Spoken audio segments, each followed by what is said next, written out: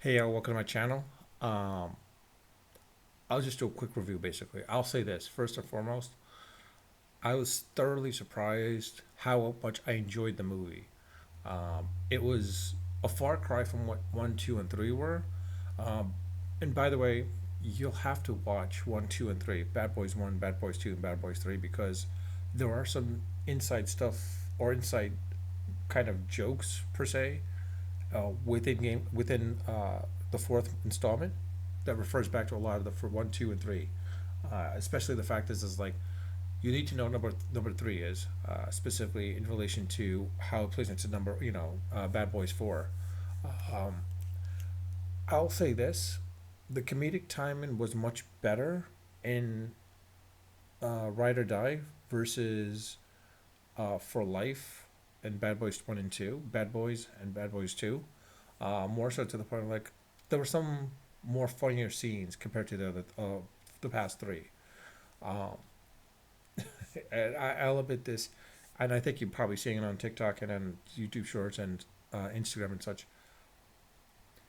Reggie, if you know who Reggie is, he finally has his day, and the fact that it was built, they were slowly building that arc for him for number 4 was impressive. Now, if they make a fifth movie, it's hard to say if they will or not, but if they make a fifth movie, look for him to have a more prominent role probably in that fifth movie. But the reality is like it plays into the fact of like this mini arc, played out really well, and I think everyone was thoroughly enjoyed at that point as well. Too. And there was a scene as well too, not towards the end, but in the middle of the scene, middle of the movie, basically, where it was impressive what he had done, basically. Um, and the other aspect is as well too, of course, it will be interesting to see how if they do a Bad Boys 5, how that play out. But I will say this: um, if if you had a choice between the four movies, I would say number 4 was far more better than the others actually, and I'm surprised that this sequel is much far more better than the other three, other four. I mean the other three, um, and I think you'll a lot of people will agree with that. I'm more curious to the point where like it's to the point where seeing Martin Short revised his role. I mean, we haven't seen him in a while. Will Smith, of course, we are seeing him more and more, of course. And specifically, I think this is the first movie since The Slap.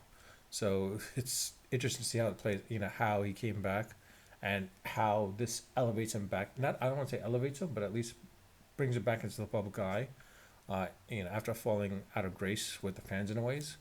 Um, it'll be interesting to see how that work plays out.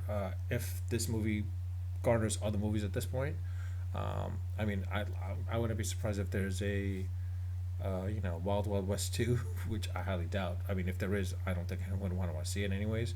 But in any case, it's it was pretty impressive for the fourth installment of this franchise. I don't think they're going to create a fifth or sixth installment like the way they're doing it with Fast and the Furious. I mean, if they do, it'd be really surprising and impressive that they could do that. But you could only do so much at the age that Will Smith and Martin Lawrence are at right now. But I would have to get a thumbs up for a movie of this nature. If I had to rate it out of 5 stars, probably give it 3.5 to 4 stars. Um, but with that, I'll leave it at that. What did you think of the movie, Bad Boys Ride or Die? Let me know your thoughts in the comment section. I do read my comments and I do respond to them when they weren't response. But with that, I'll leave it at that. If you like my channel, like my videos, like my content, please subscribe if you haven't subscribed. And again, well, I'll just leave it at that point, anyways. Unfiltered, unedited, and of course, always unrehearsed. Until next time.